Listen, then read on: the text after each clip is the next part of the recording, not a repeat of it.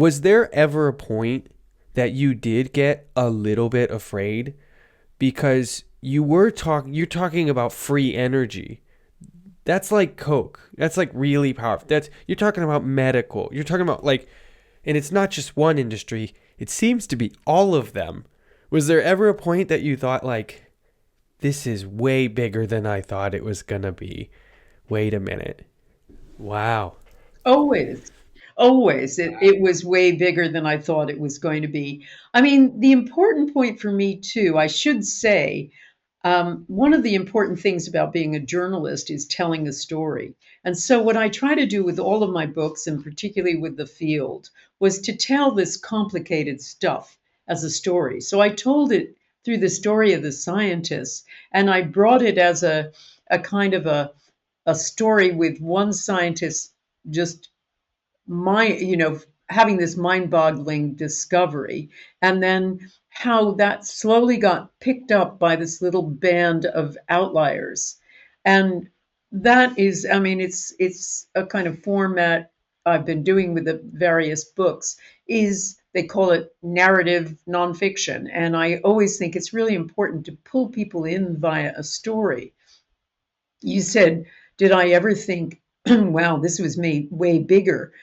That book was the hardest book I've ever done because it was the first one in this field, and I was getting to grips with it too. I probably wore out my carpet upstairs, trying to put it all together because it was really new material for me. But I understood, talking to all of the scientists who were telling me things like, your mind is not inside your brain. In fact, all of your concepts, your higher cognitive ability is out there in the field, including memory.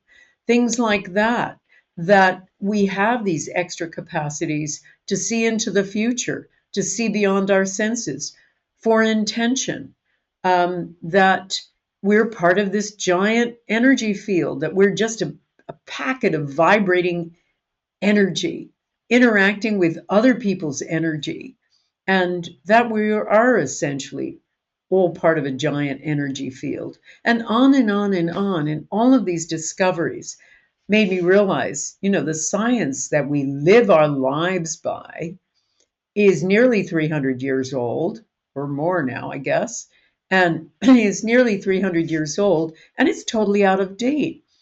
It also made me realize that science, much as we think of it as an absolute truth, is actually just a story. And as we go along, new chapters supplant the ones that have been written before. So we're on the verge of a completely new book, essentially, where we have to really throw away a lot of the old concepts we've had. We are far grander than we've been told. We have far greater human capacity than is acknowledged. And the story's very different. And if we were told the right story, we would grow up understanding and utilizing this untapped human potential. What do you think that story should be? What should we teach? I think we should teach the field, essentially. And I think we should teach the intention experiment and the power of eight. But if I were going to just push it down to one book, I would say The Power of Eight, because it shows people how to bring small group intention into their lives.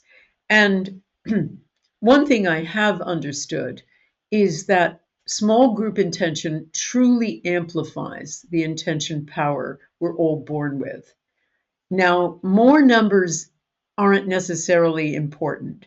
It doesn't get more powerful the more numbers you have. Although I will say, I'm going to be running the biggest intention experiment I've ever run on February 1st. So that Gaia documentary that I've just talked about is a free documentary that's also an invitation for people.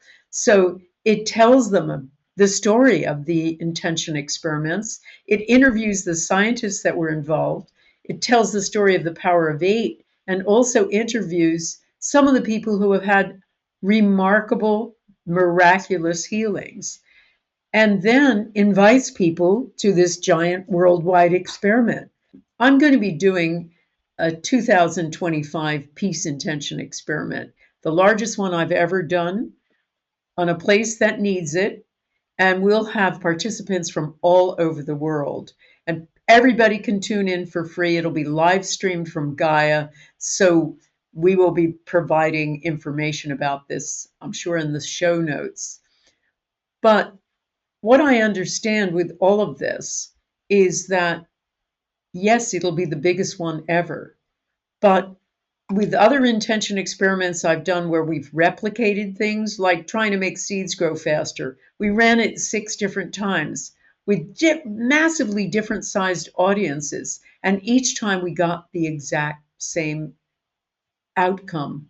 It didn't matter whether we had an audience of 100 or we had an audience of many thousands. We still got the same outcome. It didn't matter if we were a few hundred miles away from the target or 8,000 miles away. We still got the same outcome. So all of this suggests, as I say, we're big greater than we've been told. What's going on, guys? If you like that clip right there, you will love the full interview. You can check that out right there.